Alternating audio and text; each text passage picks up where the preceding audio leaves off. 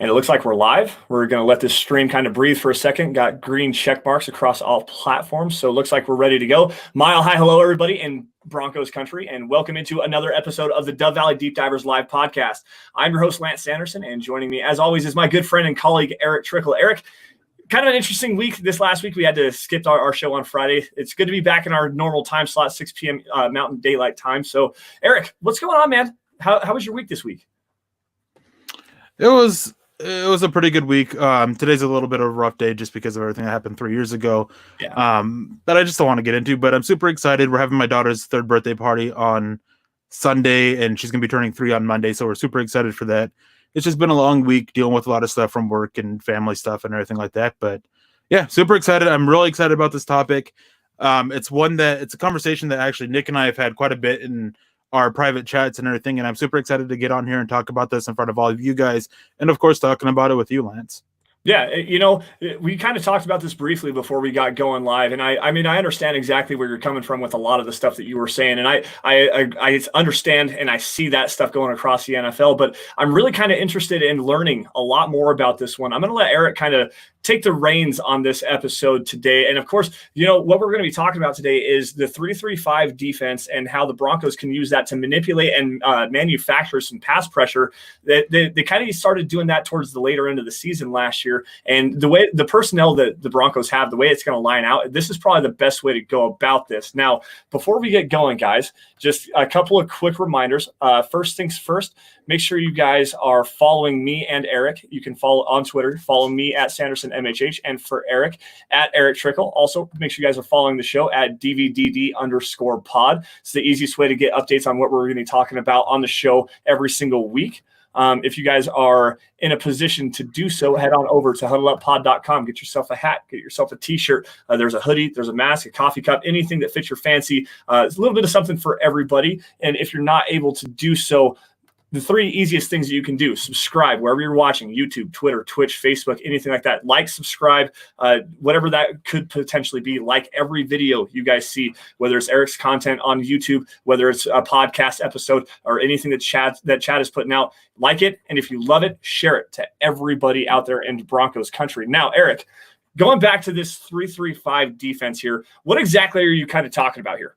So basically, the biggest thing is that going back to, it's actually starting in college, really. I mean, we're seeing in the NFL, we're seeing a lot of the stuff of spreading out the defense and basically using multiple receivers, like a lot of 11 personnel, to just target them. And teams are getting caught in their base packages of a 3-4 or 4-3 front, which just doesn't have enough defensive backs to really cope.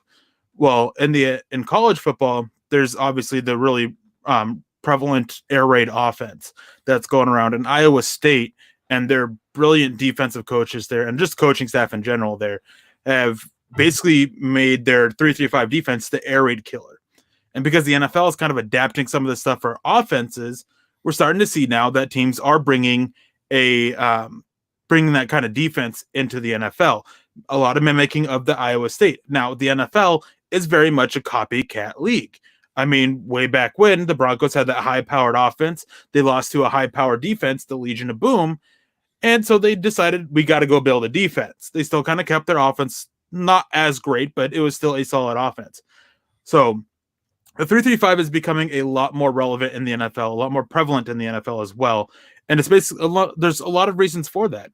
I mean, you have a lot of versatility up front, and then you have your five defensive backs to help handle any kind of passing thing because of it being a passing league and so prevalent in the NFL, as I was just talking about. Now, going back to the Legion of Boom, there's another aspect to this conversation that we're going to be talking about too, and that is the valuing of the secondary members over the pass rushers. And that is something we started to see really with the Legion of Boom. I mean, they had a couple of solid pass rushers, but it was their secondary. That is, I mean, the Legion of Boom. I mean, everybody knows who that is. Richard Sherman, Cam Chancellor, all those great defensive backs that they had there.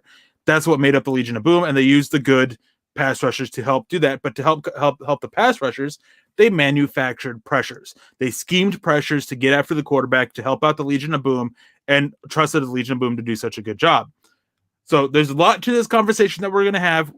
Don't worry, guys. You can always ask any kind of question if you guys want us to clear anything up. But that's basically it. Is we're going to be talking about multiple things. We're going to even spend a little bit of time talking about the bend but don't break defense, that type of mentality. But yeah, it's just what it all comes down to, except for the bend but don't break part. What it all comes down to is just kind of this adapting of NFL defenses to a 3-3-5 base, and just what all you can do from that. Yeah, and that's the biggest thing. We're seeing a lot more nickel defenses. That's where the 5 is in this. That's 5 cornerbacks or 5 defensive backs specifically on the field. Sometimes you might see a third safety. Sometimes you might see a single safety 4 cornerback look, something like that. There's a lot of versatility that can come with a 3-3-5 kind of a defense. Now, the way that it's really going to look, and Eric, correct me if I'm wrong here, you're looking at 3 down defensive linemen with their hand in the dirt, and you're looking at 3 linebackers. And usually one of those linebackers is going to be an extra pass rusher, especially considering what the Broncos are doing right now with Von Miller. Von Miller can play that linebacker position. He can cover a little bit. He did so in the Super Bowl 50, 2015, made a huge pass breakup against Jericho Cotchery down the right sideline. So he can cover, he can play out in the flat, but he's obviously the best as a pass rusher. So getting a linebacker that can come as another pass rusher, making it look like a 4-2-5, essentially. They're going to put Von Miller on the line of scrimmage in a 2-point stance, standing up, Bradley Chubb on the other side with his hand in the dirt. So you're getting 3 down linemen, 3 linebackers. Alexander Johnson's probably going to be one of those guys. Justin Sternod taking over for Todd Davis potentially as a coverage linebacker there. But then you're going to get those 5 defensive backs. And with the Broncos right now, that's the scary part of this whole thing, is what are those 5 defensive backs going to look like? Eric, do you have any insights on that right now? Well, I mean, right now we kind of have the answer to that. It's going to be a combination of Kareem Jackson, Justin Simmons, Bryce Callahan, Michael Ojemudia, AJ Boye, and someone else. Who that 6th person is, we're not really sure. It could be a safety, maybe a Song Bassi if he makes the roster, maybe Coleman, the undrafted safety they brought in, maybe Trey Matthews. Sorry about that. Trey Marshall, yeah. It could be any one of those guys being that 6th guy to kind of sub in and rotate. But going back a little bit to the 3-3 part of that, typically that means 3 defensive linemen, 3 linebackers, but it just kind of varies team to team. Some teams are going more of a 4-2-5, some teams a 3-3-5. Basically, the biggest number to focus on is the 5 defensive backs. That's the key here, because some teams are going to look at going to this as, and this is going to be what the Broncos defense will look like mostly, is a 4-2-5. You have your 2 edge rushers, you have your 2 defensive linemen, you have 2 linebackers. That's typically how you'd be looking at it. That's the easiest way to put it, and it doesn't matter if it's a 3-3-5 look. It doesn't matter if it's a 4-2-5 look. It's just you're going to have your 2 down linemen, your 2 rushers, and then your 2 linebackers with 5 defensive backs. That's the biggest thing here. And on this note too, is the biggest thing that it does is it does help manufacture pressures in such a way because of the versatility you have with who you're bringing on a blitz. Now, one team that's really heading this way and trending this way is the Baltimore Ravens. They're a team that's using a lot of 5 defensive backs, and they're a team that's kind of making it somewhat the norm here, even though the New England Patriots deserve all credit. They're the ones who really brought this into the NFL. But the Ravens, they've been using this kind of mentality of manufacture pressure for a long time. There for a while, they didn't have great edge rushers outside of Terrell Suggs, so they would have to find ways to manufacture that extra pressure that they were getting. Well, the last 2 years, they have really upped that up. They've been like over 50% blitz rate over the last 2 years, which is just amazing. Mind you, their blitz percentage in 2018 was like 55%, and the league average was 24.1%. So that's just a huge, way over the league average for it. And they're doing this. And I mean, granted, a lot of it is coming from the nickel position, but they're just being able to just bring their pressure from everywhere because of how many options they have from just that defensive look they have. Yeah. So going back to the extra blitzing and the versatility of this kind of a 3-3-5 or a 4-2-5 hybrid kind of a look at what you're talking about here, going back to Vic Fangio. Now, Vic Fangio doesn't like to blitz a lot. He likes to manufacture pressure with his front 4 guys and then have a complex coverage scheme behind him, especially with the linebackers and the safeties. How is he going to be able to manufacture the pressure with only rushing 4 guys? And yes, we're going to see it with Von Miller. You're going to see it with Bradley Chubb. You're going to get, obviously, Jarrell Casey coming in, huge free agent signing. I love that pickup. You've got Draymond Jones, who's projected to break out this year. I'm very high on Draymond Jones as well. Let's see, the other one, McTelvin, the rookie draft pick out of, what is it, Mississippi, right? I I can't remember exactly. Sorry. But anyways, the front four guys, how are they going to be able to manufacture pressure without bringing the blitz on that? See, the big thing with Vic Fangio was, and this was a knock on him when the Broncos first hired him, was that he believes in winning with as few pass rushers as possible. Getting at 4 guys, even 3 guys, and dropping 8, 7, 8 into coverage. That's a big thing with him. But Denver last year, they started to use a little bit more blitzes. They started to use their nickel a little bit more and use these sub packages. And if I remember correctly, Denver actually did use their nickel packages a lot more than their base 3-4. I mean, let's just throw this out here. Base packages is now nickel packages. So they were using this they started using it a little bit more, using the blitzes a little bit more. We saw Alexander Johnson quite a bit on that. And we saw the safeties help out a little bit more on that. And it worked. And it was effective. The problem is that the Broncos secondary still had their issues to just help keep their help keep things in front of them and keep the big plays from happening. That was something that was a little bit of an issue with them. But they would always step up in the red zone, especially. So it's something that Denver should definitely look at going for. I mean, Mike Purcell, don't get me wrong, he's a great run defender, but the game is going towards more passing, and he has absolutely no pass rush prowess whatsoever. If you guys want, I did just do a video on him, and it's up on YouTube that you guys can check out that talks about this. And going to this nickel package with either 4 down linemen or 3 linebacker or 3 down linemen and 2 edge rushers, however you want to do it, is you're pulling Mike Purcell off the field. You are going that way is you are putting your best pass rushers out there on the field to just get after the quarterback and then letting your secondary do the job. And yes, Telvin Agim played at Arkansas. Yeah, I knew it was a Southern state, and for whatever reason, I had a brain fart. I apologize for that. No, it's just so, especially with Fangio and the way that he likes to use that match quarters, really complex coverage schemes, allowing these guys to really keep their eyes on the football more so than their man and everything. Just so complex for the quarterback to take a look at. I mean, you've seen it with Kyle Shanahan saying that this is a defense that's very complex. It's very hard to scheme against. Matt LaFleur said the exact same thing. Multiple offensive coaches have said that it's so complex, and it's specifically because of the coverage. Now, when you go back and you look at Vic Fangio, he found out a way to create pressure. Even going back to San Francisco, he had solid cornerbacks on the outside, solid safeties at the backside, really good coverage linebackers, which is where the Broncos have the weakness here. But he was still able to use that defensive scheme to be able to create that kind of a ferocious pass rush, and having 2 really good like Ahmad Brooks and what's the other one? Alden Smith on the outside. Then they had a Justin Smith on the inside that could play and create and manufacture pressure just with those 3 guys.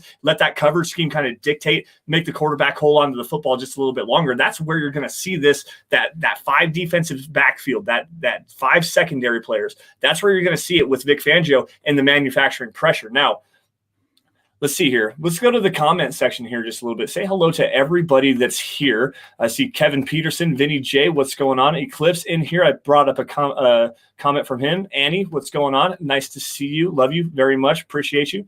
Bawana, obviously doing his thing. Now, let's see here. Oh, we got a super chat from Eclipse coming in. $5 super chat. Thank you, Eclipse. Appreciate you, man. Happy Friday, Deep Divers, my man. Never fickle on the nickel. Big pickle, Erick Trickel. Hashtag state being. Hashtag let them hate. And I nailed that, by the way. So you did. I would have definitely struggled with that a little bit. Going back to the Broncos defense and letting the coverage kind of dictate how this goes, this was another thing that we kind of wanted to talk about for you guys tonight, was the whole aspect of this bend but don't break defense. Now, Erick, you kind of summed it up just a little bit before, but I'm going to let you go ahead and do this again. What is the true definition, and what are these people saying when they say a bend but don't break defense? So apparently there's a misconception out there about what a bend but don't break defense is, and that only certain teams use it. Well, the first things first is a bend but don't break defense is typically one that the whole point of it is to keep them out of the end zone. Obviously, you want to bend, you're fine to giving up yards, you're fine giving up some plays, but you want to keep them to 3 points or less. Turnovers are nice, turnovers aren't essential. Unlike me, apparently. But anyways, That's basically the main thing is you can let them dink and duck. You don't really want to give up big plays. That's kind of a kind of thing, but you don't mind them moving the ball. But you want to step up in the red zone, and that's what Denver's defense did last year.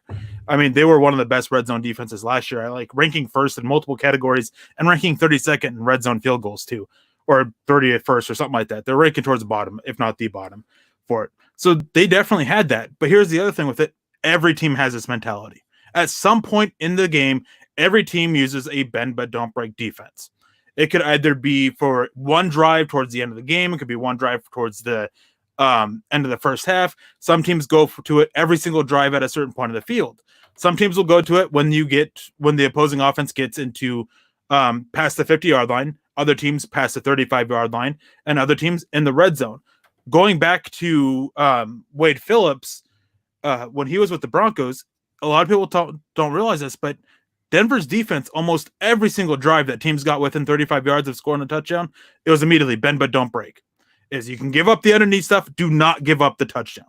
That was a big philosophy with Wade Phillips, and it still is even today when he was or even last year when he was with the Rams. It was a big thing with Wade Phillips. It has always been a thing with Wade Phillips. With Vic Fangio, we typically see it happen a little bit more often about the red zone point, which goes with what the statistical evidence says with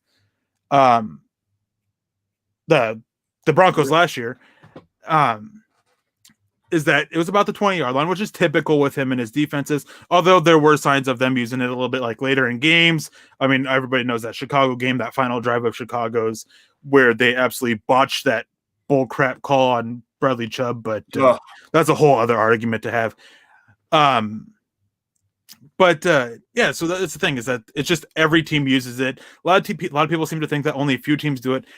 And don't get me wrong, I absolutely hate the bend but don't break mentality, but every team, they use it, and every team, it's effective to some degree. It's a matter of timing. And the thing is too, is what's absolutely killer is if you're bend but don't break defense breaks.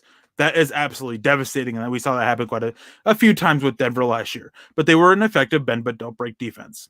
Yeah, they were. It was the number one red zone efficiency. They gave up the fewest touchdowns. They gave up the most field goals, and I'm not sure if that's just red zone field goals or total field goals, but they gave up the most field goals of any team last year. Now, that's a correlatable stat here, and that's the biggest thing is you give up as few touchdowns as you can in the red zone. You let them put 3 points on the board. You've got them stopped. That's a win for your defense, especially when you're going against a team like the Kansas City Chiefs that can put up explosive plays all the time. That's the biggest thing. Limit the explosive plays, keep everything in front of you. They can dink and dunk their way down the football field all they want to, but when the field shrinks and you have 10 yards to go, you're first and goal, if your defense can stand and keep them out of the end zone, that's a win. Every single time, you're going to accept that. It may suck that you're going to see a bunch of teams kicking field goals all over the Denver Broncos, but you know what? If the Broncos have an offense that's capable of keeping up and scoring points right back, they can go back. They can, again, go down, march down the field, dink and dunk their way down, put up a field goal, keep the game tied, or they can put it into the end zone. And that's where the Broncos defense has the upper hand there. Now, it's kind of an interesting way of talking about that because the Broncos did have a lot of they bent a lot. And there was a lot of red zone opportunities. They held their own in the red zone. But going back to one thing that you said earlier, the Chicago game. It wasn't only the Chicago game where that bend but don't break defense. Man, this is a bad show. It's a tongue twister, man. A hard one. But anyways, the bend but don't break defense failed the Broncos multiple times last year, especially in the first 5 games, 6 games, where they had the Jacksonville game where they let the Jacksonville Jaguars continue, and they had that explosive play by Leonard Fournette. Let me expose that one really fast. But the Jaguars game, that team, the Broncos were up big in the first half. Let the Jaguars just continue to march it down the field, shove it down their throat, come back and kick a game winner. You have the Chicago Bears game. You have the Indianapolis game. You have the Minnesota Vikings game where every single time that bend but don't break defense broke. And a lot of that comes back to the big explosive plays. Leonard Fournette, 75-yard touchdown run. The huge pass to Stephon Diggs. Kirk Cousins to Stephon Diggs that I believe that was one that it either gave the Vikings the lead or brought it to within 7. Like the huge explosive plays, that you saw, and then the dumb, boneheaded penalties on the defensive side of the football. The Bradley Chubb call, there was another unnecessary roughness call against the Indianapolis Colts. Like, that is where the bend but don't break defense is actually a bad thing. That's where you need to pin your ears back and go and manufacture pressure by yourself. Don't let the defense, you need to bring some extra pressure, bring the blitz, and stuff that Vic Fangio doesn't like to do. But here's the thing with that. You mentioned all those games and everything, but when those happen, were the Broncos really using that bend but don't break mentality, or were they using their base? See, on that one thing where, I already mentioned it too, is that Denver, more often than not, they weren't in a bend but don't break mentality until they got into the red zone. So on that one where Leonard Fournette had that huge drive, or that huge run, it wasn't a bend but don't break defense. It was their normal style mentality defense. Now, that last drive against Chicago, that was because they wanted to make sure they didn't get down and score. They were fine allowing small plays, but they ended up allowing that one big play after that Bradley Chubb thing. So that one works. And I think it was the final drive against the Jaguars also works with that too. Maybe not, though. I can't remember for sure. I know I went and looked into this a little bit over the week, but yeah, and a lot of these drives too is they weren't in a bend but don't break defense. They were in their normal style about it. But that just goes to show that there was a lot more issues with this Broncos defense last year than a lot of people want to add up to. They couldn't, especially early on, they couldn't work in their base packages very well. They had a lot of issues there. They couldn't work very well in their sub packages because they had a lot of issues there. And that also speaks to the fact that it takes a while to pick up a new scheme, especially one that can be as complicated as Vic Fangio's. So giving them a little bit of a break for those earlier games because of that being an issue. But after that point is when they went to the bend but don't break mentality, they did very well. It was a lot of times where they started finding ways to scheme pressure, which is going back to the whole point of this show, was scheming pressure. And when you go to a bend but don't break mentality, you don't have to stop doing that. And at times we did see Vic Fangio stop doing that a little bit. But it's just something that going forward that Denver has to find this. They have to find their sweet spot, really, of using their 3-3-5s. Well, as James says, more of a 2-4-5 with Broncos. You can either address it as a 2-4-5 or a 4-2-5. Either way, it works with the Broncos defense because essentially you're using Von Miller and Bradley Chubb as down linemen, even though they're not down. They're in a 2-point stance. Basically, their nickel defense is they got to figure out that sweet spot between using their normal base package, their nickel package, and manufacturing pressure versus playing that bend but don't break type of mentality. Yeah, and there's a fine line to really draw with that. There really is. You got to try to figure out, and especially with the personnel the Broncos have in the secondary right now. Yes, I love Justin Simmons. Yes, I love Kareem Jackson. Nick actually just did a really good job on Mile High Insiders the other day, breaking down Pro Football Focus and saying that the Broncos had Justin Simmons was number 1. I think Kareem Jackson was number 7 as far as the defensive safety position was concerned, as far as our grading goes. But with the cornerback depth right now, we still don't know Bryce Callahan at all. It's a Bryce Callahan in quotations. We are not exactly sure what is the deal with him. Michael Ojemudia, I'm not placing a bunch of faith in a rookie to be able to come and learn the scheme and play at a high level. Outside of that, though. Did you break up? Go ahead. All right. So just real quick, someone broke up. Sorry about that. I just want to throw this out there with Ojemudia is, while I understand the issues with him trying to pick up the defense, I think that he'll have an easier time than most defensive backs will in picking up the defense, especially Vic Fangio's defense, because the similarities it has to what he was asked to do and what he was tasked to do, or schemed to do at Iowa. So many similarities. It fits in with his traits. I think he'll be able to pick it up a little bit easier. We will definitely see rough patches. Don't get me wrong. I'm not saying he's going to come out and be great, but I think that he's going to be able to pick it up a little bit easier and a little bit faster than most other corners. A little bit easier than Chris Harris did last year. Right. A little bit easier than Isaac Adam and Devontae Bosby and all these other guys last year who struggled to pick it up a little bit.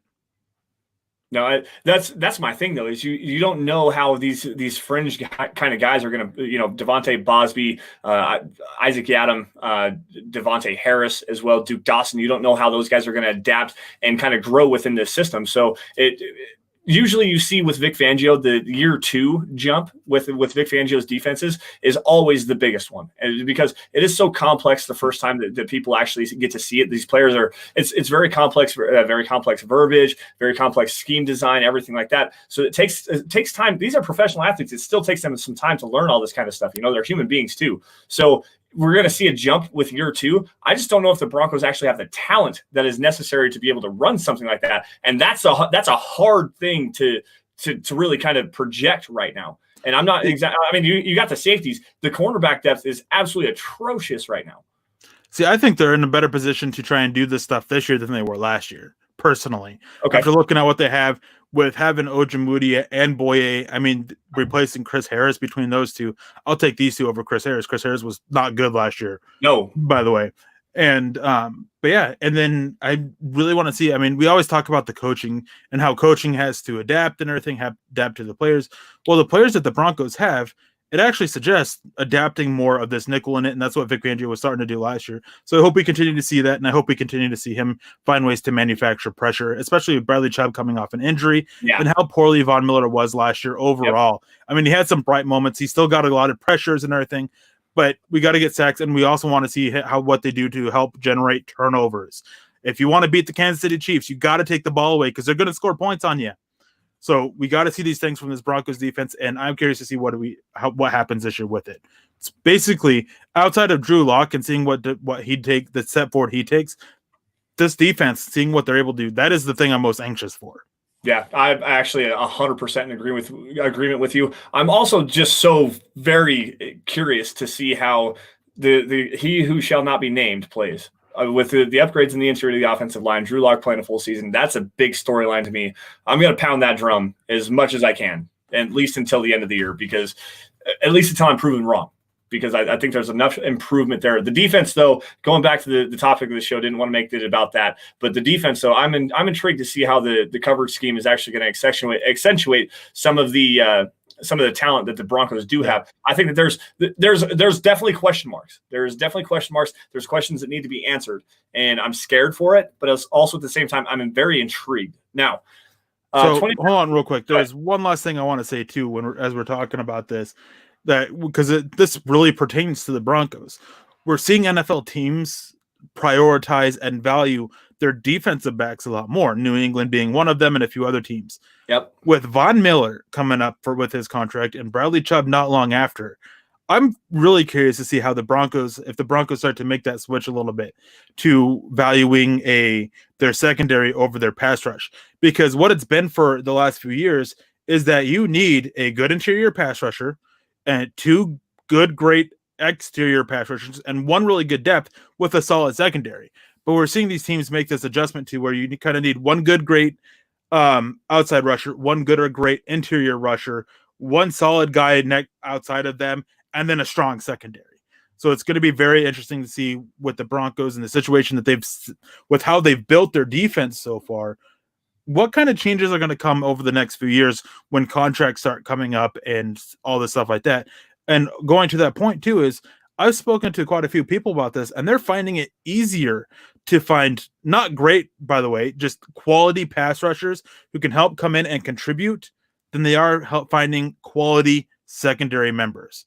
So This is also why, at least in my opinion, why we're kind of seeing this adjustment as well to prioritizing the secondary is teams are just finding it a little bit easier to finding those. I mean, not even just quality defensive backs, but star defensive backs. There's a lot of great defensive backs in the NFL. There's not that many edge rushers, which is part of why too, is the great ones can be harder to find, but it's easier to find quality. Is the best way to put it. Well, and look at what we're seeing with just the top picks here lately. I mean, you're getting a Myles Garrett with the number 1 overall pick. You got Joey Bosa in there, Nick Bosa, Chase Young this year. I mean, there's always these top level pass rushers, and they're going to be very good players. They may not be a Von Miller or go back to even 2012, Von Miller, Khalil Mack. There's so many different examples of top 5 edge rusher guys, and they're edge rush players. They're going to be they're more common to find good guys. It's not nearly as common to find a lot of good cornerback players, a lot of good secondary players. I think it's opposite, really. Really, outside of these star defense or star edge rushers, you're still finding solid quality edge rushers, but you're finding a lot more star quality at your cornerback. Even in the second round, later first round, third round, Okay, you're still that's fair. finding star quality players, and you're still finding better quality players as well in the secondary. So granted, I mean, you are comparing basically three different positions in the secondary compared to two edge rusher types. So there is a little bit of a difference there too, and it's a little bit easier to help your scheme and adapt your scheme to the secondary than it is to the pass rushers. But yeah, basically is teams are finding it easier to find quality guys in the second, or better guys, easier to find better and star quality guys in the secondary than up front. And when you get these guys like Joey Bosa and all them as you named, is the depth after them is just they're quality guys.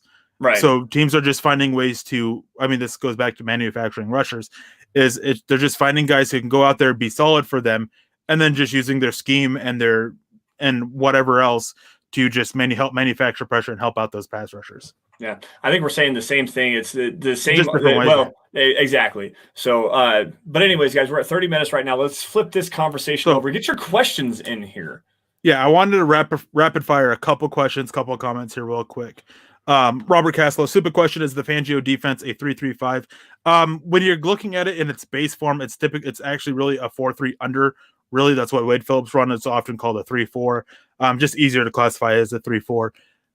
But when you go to a nickel package, it's more of a 4-2-5 or a 2-4-5, whichever way you want to classify it. It doesn't really matter. Ryan Hamilton says, "What's up, Lance? What's up, Eric? Good to see you guys. Hey, it's good to see you too. We're glad you're here. Glad you could make it." There's a bunch more here. I've actually got a really good one dialed up here from Robert Kitchens. Any word on Jawan James's injury? Yeah, they're expecting him to be back. They basically told him that he's got to go out there and he's got to perform. He's going to be handed the right tackle spot, so we'll see what happens. A lot of people want to give him crap for his mentality, but I'm a person who has a lot of knee issues, so I understand completely of him not really feeling comfortable out there when he's not 100%. Totally understand that. Not going to hate him on it for it, but we got to get him out there. Go ahead and pull up your question. All right, so I got a really good one here from Charlie Beagle on YouTube. He says, whatever happened to the position of defensive tackle? Everybody is now either a defensive end, a nose tackle, or an edge. When did this become a thing? I think it's not necessarily untrue, but I understand where you're coming from. Instead of looking at the position name, look at the technique name. That's the biggest thing. What technique do they play? Nose tackles typically are your 0-1 techniques. They're playing over the center, playing in between center and guard, stuff like that. Defensive tackle, what you're talking about, 3-5 techniques, 1-3-5 techniques, really.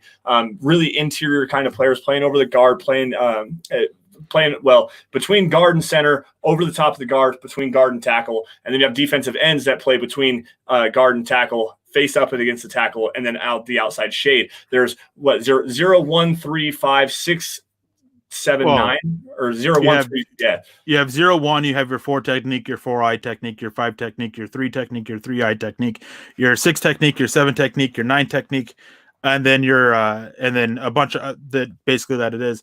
But to go to kind of answer this question is defensive tackle is just kind of be classified as defensive ends now because of the versatility that defenses have. Basically, if you're looking at a defensive end, what you're really calling them is a defensive tackle, really, as they are a guy who in a 3-4 front can be that 5 technique, or in a 4-3 front can be that 3 technique. But the NFL, I think, should go an even step further, and we should start qualifying these interior defensive linemen by their techniques. Nose tackles, that's your 0-1 technique. That's what they should be classified. They're a 0-1.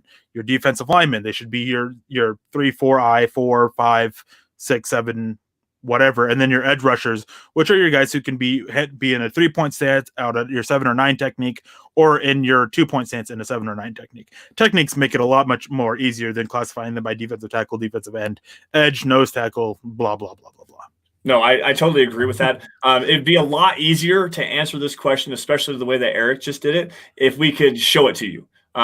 Get you a square in the middle for your center, circle. It like builds you an offensive line and show you what these techniques actually look like, and show you where these players are lining up at. Because as Eric did say, defensive tackle is more of a versatile kind of a deal. Defensive end, stuff like that. There's multiple different places that these players are lining up at. It's not necessarily that it's like offensive tackle is offensive tackle. You know where he's going to line up at. A defensive tackle can line up at anywhere between 1 and 5. Like there's like 8 different techniques that he could line up at in between there. Like there's a 4-eye. So just got to think here. Outside shoulder of the right guard, 4-eye. You've got 3 techniques. Directly, say what? Derek Wolfe was a 4-eye. Yeah. Then you've got like a guy like a Chris Jones, who's a straight up 3 technique. Like he's lined up directly inside shoulder of the guard, or a 3-eye. Then you've got split the guard and center. Like there's so many different places to be able to show you and actually help you understand this. You really need to draw it out and then write out every single position, every way that these guys can line up and stuff like that, because there's so much to learn about defensive alignment and position holding and everything like that. There was another really good question about what are the alignments of the secondary players in this 3-3-5 kind of a defense. What are you looking at here, Eric? Well, it really varies. And just going back to this question real quick, I just want to point out too, is like, it's weird because on offense, basically for the most part, you have your positions lined out. You have your left tackle, you have your right tackle, your left guard, right guard, your center, your quarterback, your running back. Wide receivers are the only one that are classified that same way. You have your base group of a wide receiver, but are they your X receiver? Are they your Y receiver? Are they your Z receiver? Linebackers are another one. Linebackers is the very generic term, which is what defensive tackle is. It's the very generic term. But then with your inside your linebackers, you have your will linebacker, your SILB linebacker, your will linebacker, your strong side linebacker, your there's another one too I'm missing. But it's just a very defensive tackle is just the basic generic listing of that. Now, as for your question with the alignments for the secondary, it can really depend. One very common one is you're dropping in a third safety who's either playing in the nickel or playing in the box a little bit, but you can also have just a slot corner there. That's typically where I would think that the Broncos would go with Bryce Callahan being that nickel corner over a safety, especially now that they've lost Will Parks. Will Parks was basically that role last year, dropping down to the nickel when he was healthy and out there playing for them. So it really just depends. Typically you have your 2 safeties and a double high, and then your 2 boundary corners, and then your nickel somewhere. Yeah, and nickel typically in the slot somewhere, and that's where Chris Harris Jr. lined up, especially when the Broncos went into the nickel, was that slot coverage cornerback. Aseng Bassi is a very intriguing one for the Broncos right now, looking right there to fill that Will Partial, as you said. Kareem Jackson also plays very well in the slot. I liked Kareem Jackson in the slot as well, especially using his ability as a blitzer to come when the Broncos did actually ask him to blitz. He's a very good run filler out of the slot as well. I did like to see him coming from that double high safety look and crash down in the line.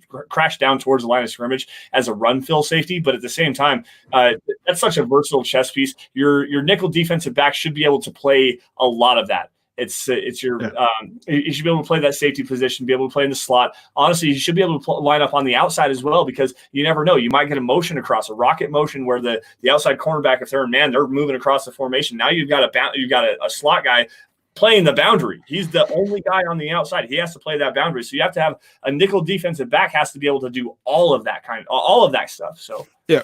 So back to rapid firing a few questions here. I'm slowly working my way down, Lance, if you kind of want to keep track of what the newer comments are saying. Want to ask, would it be easier for would a 3-4 or 4-3 be easier to transition to a 3-3-5? Really neither is easier, neither is harder. It's just kind of the same thing. It's just basically, so what the numbers mean is the first number is your down lineman, your second number is your linebacker. Subtract the total from 11, and that's how many defensive backs you have left. So in this case, I mean, if you want to go to a 3-3-5, typically it's a little bit easier to transition to it from a 3-4. You just basically pull off your nose tackle. If you want to go to more of a 4-2-5 look, which the Broncos are, then it really doesn't matter. If you want to go to a 2-4-5, it also doesn't really matter which way. I mean, it might be a little bit easier from a 3-4 for a 4-2-5 or 2-4-5, because again, you're just pulling off that nose tackle. But yeah, it doesn't really matter. It's not really easier. And then do they have 5 linebackers, or do these linebackers in the 5? No, that second number is the linebackers. So when we're talking about a 3-3-5, it's 3 down linemen, 3 linebackers, 5 defensive backs. And then last thing, real quick, of my rapid fire is Beast. What the 85 Bears did was a 4-6, is what they made so famous. Yeah, and that was 4 down linemen, 6 defensive backs. Yeah. All right, so Terry Randall coming in out of Canada. I got it right this time. Canada with the $5 super chat. Eric's loose tie rocks. Yeah, Eric, take it off. We take it all off. It's so hot in my office, and the lamp that I have now is just making it even hotter in here. Now, apparently making it look like I have lipstick on. Guys, I don't have lipstick on. I haven't worn makeup in a long time. He's Okay, so that's not true. scorned. I actually used to wear foundation when we first started doing the live shows because the color from my lamp or my face color from my lamp made me look weird. So I use foundation to help me look a little bit more normal. But no, I don't have lipstick on. He's so scorned by that comment. Every single day he's telling me, like, I'm not wearing lipstick, I promise you. Anyways, going back to Terry, cheers, mate. Appreciate you. Have a great weekend, Broncos country. Drop a like and stay safe. Yes, absolutely. Please click that like button before you get out of here, whether it's right now or right before you leave, even after you leave. Come back and watch it again as a podcast or whatever you do, whatever platform you're on. Make sure you guys drop a like. There's also here that I there's want this really good question that we had earlier. I wanted to grab it. Kenneth Booker asked, which is Manning's best receiver core? Harrison, Wayne Stokely, or Clark, or Thomas Decker, Welker, and Julius Thomas? I'll let you take this one off first because I have a very simple answer to this question. Well, which offense did he have? Which best receiving core did he have? But yeah, which receiving core did he have that set the all-time passing records for like every single statistic ever? Like that's the only answer. Like, that is. I mean, it's Thomas Decker, Welker, and Julius Thomas. They set records. They set records that teams are struggling to beat now. That's the best. In fairness, let's say here, Marvin Harrison is a Hall of Famer. Reggie Wayne, probably a Hall of Famer. Stokely was the original slot machine. I mean, that was his nickname for the longest time. Dallas Clark was a good tight end. Demaryius Thomas, probably not a Hall of Famer. Eric Decker, probably not a Hall of Famer. Wes Welker, there's an argument for Wes Welker in the Hall of Fame. Don't get me wrong. Rod Smith should get in first, but Wes Welker at least has the argument. And Julius Thomas was elite at what he did, but he was not a very good tight end. So I could understand if you're going to do a semantics type of argument, but plain and simple, guys, you don't set the most passing touchdowns, the most passing yards, the most points scored by any other team in NFL history without Eric Decker, Demaryius Thomas, Julius Thomas, and Wes Welker. And that is Peyton Manning's best receiving core ever. There's no question. Yeah. Charlie coming in. How do guys from Wyoming and Alaska get to be doing this? We've known each other for a few years now, actually. And the internet is a glorious thing. So actually, it's a very long story for me that goes back 6-7 years now. Quite frankly, how I was brought in to do this and how I got to here where I am now. It's a very long journey. I've talked about it a few times, but it all started. I was commenting on an article way back when, and Chad Jensen, who I've been with really since the start, I helped him build. I've not tooting my own horn here by any means, but I've been here since the starting of the building of Mile High Huddle. I was with him when we were with Predominantly Orange, which we left there to start Mile High Huddle. Just all these things. But yeah, he just found me in the comment section. He's like, "Hey, do you want to try doing this?" I was like, "Yeah, sure." And here I am doing this, and never thought that I'd be doing it as long as I have been. And every day I'm super thankful for your guys' support, and super thankful that Chad even gave a chance on some dude he didn't know commenting in a comment section. No, I'm actually with you on that one. So if you guys have followed me, I know James knows who I am personally, but I started off on Mile High Report as just a commenter and started doing some fan posts and writing some stuff like that. Got some stuff shared out to the front page. But the big thing was I do a fan-driven mock draft almost every year. I didn't get to it this year. It just didn't feel right. For some reason, I got to the end of it. I was like, I don't like it. It just didn't feel right. But anyways, so I was promoting that on my social media. I got a requested interview from Mark Stout and Ray Crockett on Orange and Blue 760 when that was still a thing. And it grew. I put in the work, and I've worked hard. I had created my own thing that was very popular. I mean, I had the one that I did for Mile High Huddle a couple of years ago had over 618,000 page views. 618,000 people saw it. It was the number 3 mock draft on Google Doc. If you Googled NFL draft, it was the number 3 article on Google for a week. So it's grown into something massive. And to get to know Eric and to become friends with him is really the biggest thing. Is Eric came to me and said, "Hey, I appreciate your takes. I would like to start a podcast with you." And that's really how it worked. My life. Biggest mistake in your life. No, where you went wrong was when I asked if I could join you guys for the mock drafts that you and Nick and Carl were doing, and you said, "Yeah, absolutely." So I joined in the group chat, and that's where it really went wrong.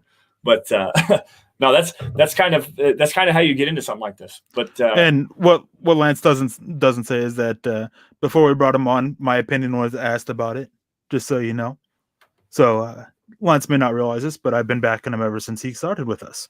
Yeah. Hey, you know what? I appreciate that. I definitely appreciate that. All right, let's see here. See if we can't get to some of these other questions. This is actually a good one from Robert Caslow. Hold on here. Who has the best secondary in the AFC West besides the Chargers? Because that's pretty much a foregone conclusion.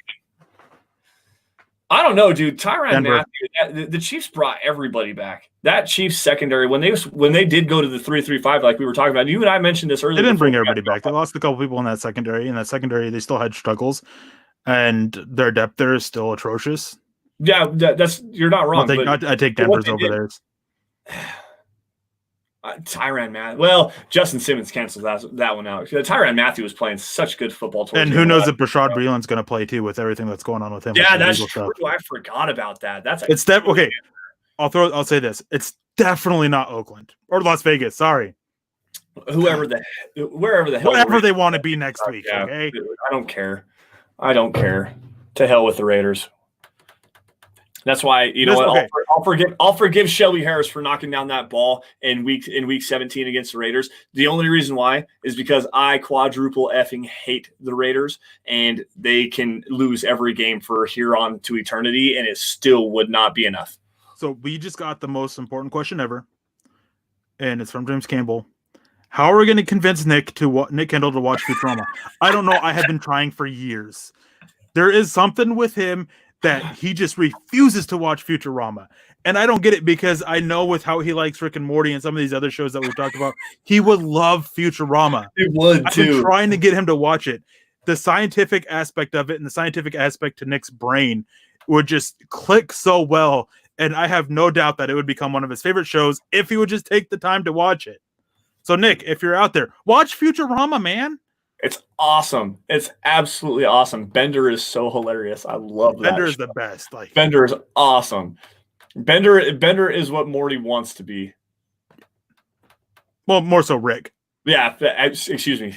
I'm not a Rick. Futurama, Rick and Morty, and I love Rick and Morty. I have Pickle Rick sitting right over my shoulder. If you guys can't tell, right there. I'm Pickle Rick. All right, let's see if we can't get some more questions here. James Campbell says, pay Chubb, but look to invest in the secondary and have a 5-deep secondary at least. That's actually not a bad idea. Well, especially Von Miller. Von Miller's what, 31? 30, 31, something like that. Old enough where you got to think 30, 31 years old. He's past the age of 30. I know that. Maybe 31. He just turned 31. Okay, so just turned 31. Possibly towards the downside of his career. He had a down season last year. I think that was a little bit more with the Fangio scheme being so difficult to learn. Losing Bradley Chubb is such a huge loss for him on the other side. It's just there's so many variables with Von Miller right now. And obviously one thing that we haven't talked about and we don't really get to is just the cap impact next year based on what is going on this year. I mean, everything that's going on, fans not being in the stands, the potential of not even having a season, the cap potentially dropping, $20, $30, $40 million. Von Miller's contract, there's not a whole lot of guaranteed money, if any, after this year. So it's easy to move on from that. And this was something else I wanted to bring up to you, kind of a good segue into this. But with the Broncos not having a lot of high-end money on the offensive side of the football right now with the wide receiver core. I wrote an article on this on milehighhuddle.com just the other day about how the Broncos' good draft decisions and utilizing the rookie wage scale has actually created a lot of cap flexibility. Eric, I know where you're going with this, but I want your thoughts. Yeah, it's good. It was good of Elway to use the biggest thing too is that they hit on some of those picks. Yeah. That's the biggest thing. You can sit there and you can try and use for cap management, try to use the draft the best you can, but you got to hit on those picks. And Denver did, which definitely helped out quite a bit. It'll be interesting to see. Talking about the cap, the thing I'm most anxious to see about is what it's going to have with Justin Simmons. There's been some stuff going around that Denver is okay with letting him play out this season on the franchise tag because they don't know what the cap impact is going to be next year because of the thing that shall not be spoken of, or thing that shall not be said, I guess would be the better way to put it. That would be that's something to keep an eye on too. Is the conversation I've had about it with certain people is that they want to get an extension done, but they're not super pushing for an extension done. They just want to see they're willing to sit there and let them play out the franchise tag and then just tag them next year and work out an extension from there once they have even more answers about what's going on with the cap situation going forward as a result of what's going on in the world. Yeah, it's such a weird deal right now. And that article that I wrote, and it is kind of a little bit of foreshadowing with obviously Courtland Sutton. He's still on his rookie contract, second-year deal. Drew Lock on a second-year deal. You've got Noah Fant, Jerry Jeudy, KJ Hamler on a second-year deal. And that actually created some kind of versatility with the cap to allow John Elway to make some moves that we don't necessarily agree with the whole Melvin Gordon thing specifically, but it did allow him to go out and get a guy like Jarrell Casey, and it gave him some flexibility to go out and get a guy like AJ Bouye as well. You can argue the Melvin Gordon signing's a trash signing. The contract is trash. The player is awesome. Don't get me wrong. Jeff Hireman, Nick Van Nett, that signing, probably not the best signing in the world, especially when you have a Jeff Hireman on the roster already. It gives John Elway some flexibility because it does seemingly look like the Broncos have hit on these two young wide receivers right now. There's not a whole lot of offensive there's a lot of offensive firepower, but just not a lot of dollars going to that. In fact, if you combine Drew Lock's cap hit, Melvin Gordon, Phillip Lindsay, Royce Freeman, Courtland Sutton, Jerry Jeudy, Deshaun Hamilton, Tim Patrick, KJ Hamler, and Noah Fant, if you combine all of their cap hits, it's just like $200,000 more than Julio Jones as a single player. Like, there's so much potential with this offense, and it's a long-term offensive outlook for the Broncos right now. I mean, Courtland Sutton is going to get paid a lot. Phillip Lindsay is probably going to get a restricted free agent tender next year after the 2020 season. So we're going to see Phillip Lindsay and Melvin Gordon again in 2021. You've got Sutton, who's everybody pretty much is under contract at the receiving positions until 2023.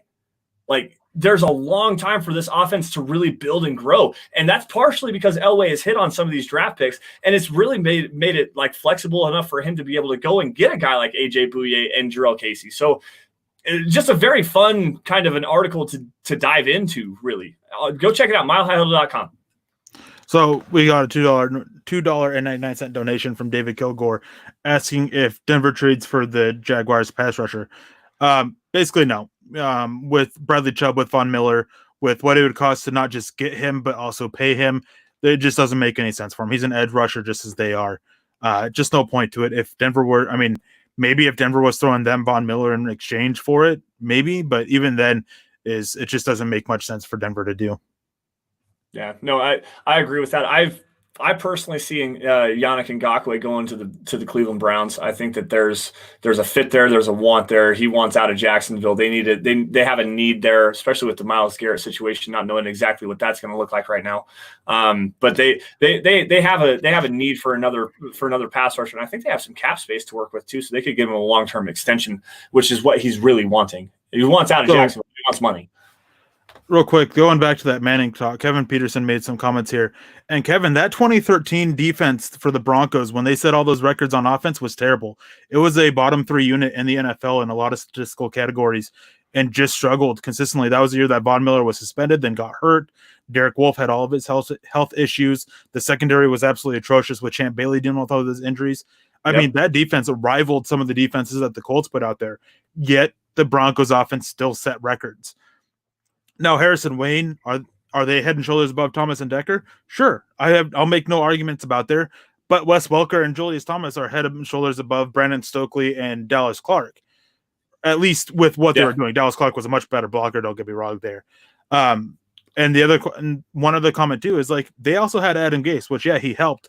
But you just can't argue with the fact that one offense set records with Peyton Manning.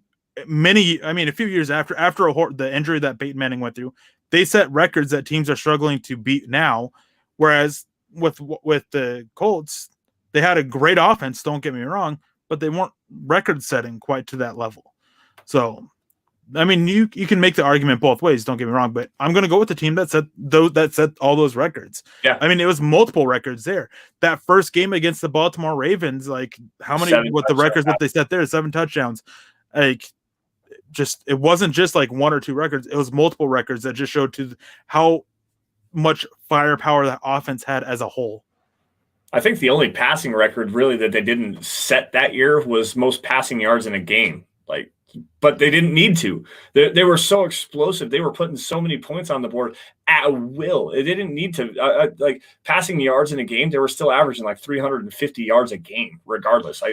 How many games did Peyton Manning have over 350, if not even the 400 range? But they were spreading the ball out, and even to go to give Noshan Marino a little bit of love here too. Like that running game was actually pretty decent too. Like that was an explosive offense in all facets. And Adam Gase is the architect of that, and let's not go down that rabbit hole. All right. And real quick, too, is Brian Hamilton says, Melvin Gordon is only averaging around 3 yards per carry right now. He's not worth his words on Twitter. Well, there's a lot of things with Melvin Gordon that, just don't help his statistical stuff that we have. So, first of all, is his rushing he hasn't played many full seasons. He's played, one full 16-game season? Yeah, he's also had to deal with a absolutely horrendous. Everybody talks about how bad Denver's offensive lines were. The Chargers' offensive lines have been worse. And running back is so reliant on the blocking up front. Mm-hmm. Super reliant on that. You're a special running back if you can create for your own regularly, which Melvin Gordon struggles to do because he relies so much on that offensive line, which the Chargers are terrible. But he's also a receiver. So when you're talking about Melvin Gordon, you can't talk about just what he's doing as a runner. You got to talk about what he's doing as a receiver. And he's averaging 8.4 yards per reception, which is a really good number for a running back, and 4.8 yards per touch. Like, we can focus on his rushing ability, but let's face it, that's not the main thing he was brought here to do in Denver. He was brought into Denver to be a receiving back and be a blocker. I don't like the contract. No argument for me about that contract. They paid a running back too much money. There's no arguing against that. But arguing about the fact that it's because of his play just doesn't sit well with me, because there is a lot more to his play than just running the ball. No, I totally agree with that. Sorry, I was looking at something else really fast. I had Bawana shooting us a personal message here, but anyways, yeah, no, with going back to Melvin Gordon really quick, he's such a very good route runner out of the backfield. The circle routes, the arrow routes, the dagger routes, everything that he's doing, that was the reason why they brought Melvin Gordon in, plain and simple. There's no question about that. Now, I got another question here from Terry Randall, and there's a side conversation here with James Campbell as well. Maybe the Broncos go cornerback in next year's draft, similarly to going wide receiver this year. Now, Eric, this is right up your alley, and I understand you've got Patrick Surtain Jr., you've got Shaun Wade at the top of the list. Have you really got a chance to take a look at this 2021 cornerback class yet? Denver should do whatever they take to draft Shaun Wade. Period. End of story. I've actually been a big fan of Shaun Wade for a while now. I remember talking to Nick about him back in November or December before it was determined he was going to go back to school. But yeah, there's a lot of good corners in this upcoming class.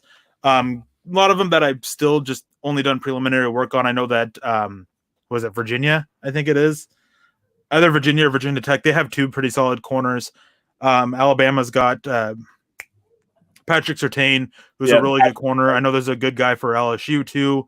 A lot of good corners in this class. I'm going to be anxious to see what happens with college football this year, and if they have it, what they're able to do. So it's definitely a possibility that they go and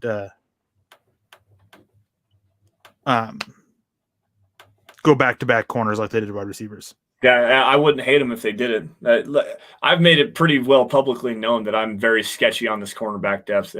You might change my mind just a little bit. I'll have to go back and watch just a little bit more, and I'm really anxious to see what it looks like. But still, the cornerback depth on this team, that goes into the hypothetical question of going back to Melvin Gordon and his words on Twitter. Where could that money potentially have been spent better off for the Broncos? There's still Darqueze Dennard's out there. Drake Kirkpatrick's still out there. There's opportunities for the Broncos to go out and get a guy signed. I wonder if a lot of that is stringent upon the what's going on in the world, not being able to travel, getting people in for physical stuff like that. That might be a big thing there. But given Melvin Gordon, $8 million a year over 2 years, $11 million on the cap right now, could you have given that to a cornerback right now and help bolster this defense? Give it to Chris Harris Jr. even. It's Chris Harris Jr. wasn't coming back, so that whole argument's pointless. But yeah, you could have definitely gone and give it to a different defensive back, definitely. But yeah, just real quick is James. I know Stingley's not eligible, but Kerry Vincent is, and Kerry Vincent is actually a very capable corner as well. That Stingley guy looks really intriguing too. I've heard a lot about it. He looks really good. And then, can't we say that they sat back and prevent when we're up by 21 points? Denver's defense was actually very aggressive throughout the rest of in the second half, a lot more aggressive than they were in the first half. So that we can't really say they sat back and prevent.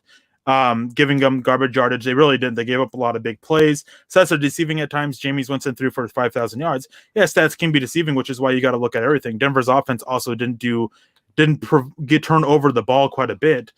They were able to move the ball. They kept the ball safe. I mean, they had 10 interceptions and 10 to 15 interceptions and only a handful of fumbles. Well, the biggest thing is here, there's another aspect of this that people are really kind of ignoring. That Denver Broncos offense in 2013, not only they put up explosive plays all the time, they were scoring so fast.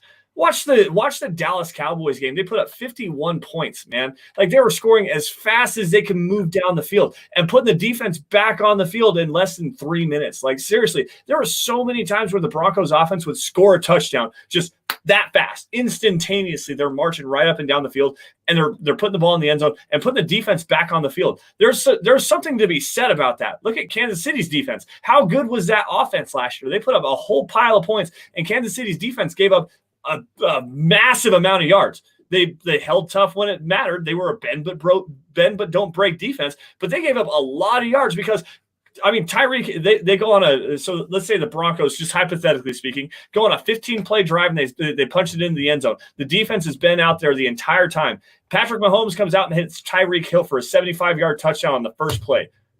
Guess who's back on the field? The defense. And now they're tired. They have to come back and they have to try to stop this Broncos offense again. That happened so often in 2013 with the Denver Broncos offense. Big explosive plays, quick. I mean, Peyton Manning at the line of scrimmage was so awesome. There's so many variables in that. And also going into the postseason, you lose Von Miller because of torn ACL. You lose Chris Harris Jr. has a torn ACL. Kevin Vickerson was one that I was thinking about the other day that had a dislocated hip. I mean, Terrence Knighton wasn't playing very good football without Kevin Vickerson by his side. Who else was hurt? Champ Bailey had a Liz Frank injury, tried to play through it, and was playing awful football. There's so many different variables into this. Raheem Moore played safety. Are you kidding me? Good gracious, stop. And real quick before we get out of here, I'm just going to address these two comments from Ryan because we're talking about Melvin Gordon there for a little bit. Rushing was subpar, but again, it just goes back to the offensive line. That Chargers offensive line has been terrible for so many years that they actually had to look and poach guys from Denver's offensive line to try and improve their offensive line. Yeah. So yeah, he's not going to be able to perform because of how terrible they are. I mean, during those few years that he was with them, like he was one of the most hit running backs behind the line of scrimmage over those 5 years. Yeah, 5 years with the Chargers that he had. And could have made up for it with the passing game with another running back and still paid Phil. Paying Phil's unlikely unless he's willing to take a lot less. It doesn't matter if we have Gordon or not. Paying Philip Lindsay has been unlikely. And he's not lazy. He's out there. He's doing stuff. He does stuff on his own. Just because you're not doing stuff with the team doesn't mean you're lazy. And as for making up for it in the passing game with another back, who? Are you going to use a draft pick on it? I mean, Denver's draft was actually pretty good, so as much as I pounded the table beforehand for trying to draft Clyde Edwards-Helaire, who went a little bit earlier than I expected, or drafting one of the other pass-catching backs, like you got one of the best pass-catching backs in the NFL. You can't really make that up. Royce Freeman, he was the best Broncos pass catcher last year at the running back position, and he was just solid. So, I mean, a lot of teams, when they find that pass-catching receiver or running back, they don't let them go. They try to hold on to him. And Denver had a chance. Denver went out and got him. I don't like the contract, but the player is fine. Yeah, the player is absolutely fine. And I want to bounce off a point here. And I kind of said it earlier with Philip Lindsay. And this is going to sound very bad coming out of my mouth right now. John Elway doesn't owe Philip Lindsay anything. Philip Lindsay has outperformed being an undrafted free agent. He's outperformed everything for the running back position, but they signed a contract. And Philip Lindsay, as an undrafted free agent, is making the rookie minimum, and it's going to continue to be that way. John Elway does not owe Philip Lindsay a dime any more than what he is already going to pay him, which is $755,000 for this year. Sorry, I'm not sorry. That is a fact. John Elway used Philip Lindsay, and they got back-to-back 1,000-yard seasons out of him. But the reason why they were able to go out and sign a Melvin Gordon, first off, he's a superior player to Philip Lindsay. I'm sorry, he's a better receiver. He's a better runner between the tackles. Philip Lindsay is awesome. I love the guy. I love the story. Everything like that is fine. Melvin Gordon's a better running back. He's a better all-around player. There's no debating that. They also had the cap space and the ability to do so because they had a need to upgrade the running back position, but they also have so many young pass-catching weapons. I just broke it down for you just a few minutes ago. They don't owe Philip Lindsay anything. And like I said earlier, they're probably going to give him that same deal as CJ Anderson. They're going to give him the restricted free agent tender. They're going to hopefully not have to match a contract from somebody else, and they're going to keep him on the cheap for the next 2 years. And that's exactly what's going to happen. And if they pay him outside of that, that might be a mistake. Sorry. And here's a couple of good points from James. I've always said Gordon will complement Philip Lindsay. Oh, sorry. And elevate him. Challenge PL to get better on passing downs, running routes, catching the ball cleanly. Took a potential top 100 need off the board, which is very true. I mean, Denver had a huge need to get more out of the running backs.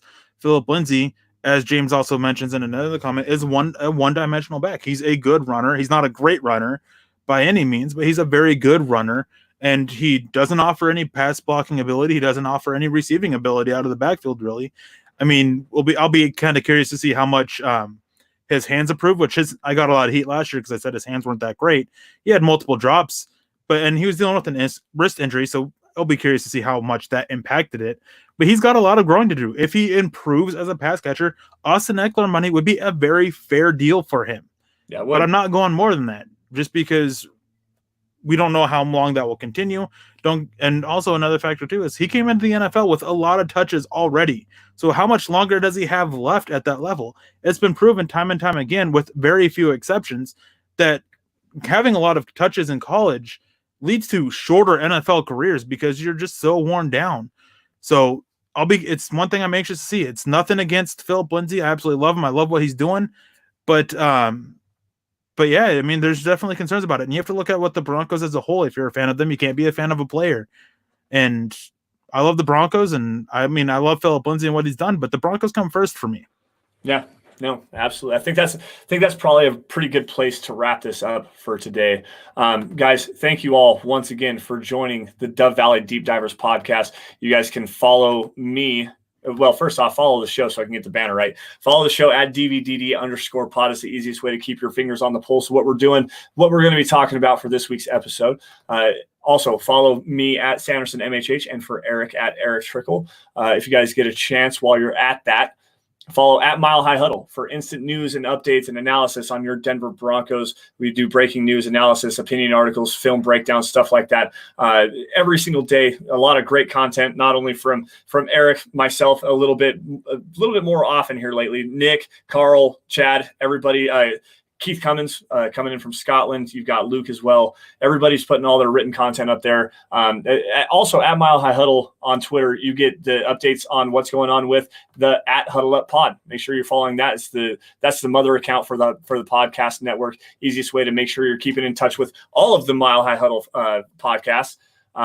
If you guys are financially able to do so, head on over to huddleuppod.com. Get yourself a hat, get yourself a t-shirt, coffee cup mug. You've got face masks, hoodies, everything for everybody. And if you're not able to do so, the 3 easiest ways that you can help grow the show and support the show in the easiest way possible. First things first, subscribe wherever you're watching. Like every video that you see. And if you love what we're doing, share it out to everybody. Now, Erick, before we get out of here, any last words? Yeah. Well, first of all, James, thank you for your donation and everything. You're always such an awesome supporter for the show. Yeah, absolutely. And we're glad you think we're the best show ever. I mean, we're very happy to hear that. It's something that I definitely don't rub it into Nick every single day, every single chance. Not once. Never. But No, we appreciate you, James, and thank you so much for your donation. But yeah, not much really to say. I'm just can't wait to be back next week and talking about football and everything like that. Yeah, we'll see if we can't get a topic that's going to be a little bit more comment friendly and drive some stuff. No, but for real, before we get out of here, James, link up with us. You know where to find us. We'd love to get you on a show if we can get it the time right. You've been such a tremendous support of the show, not only our show, Building the Broncos, the Huddle Up Show, Mile High Insiders, also as the Facebook administrator for the Mile High Huddle Super Fan Group. We'd love to get you on a show. We're going to put that out there right now for everybody. But anyways, guys, that's going to do it for the Dove Valley Deep Divers Live podcast tonight. You all stay safe. Take care. Mile High salute to our Super Chat superstars. We will see you all next week.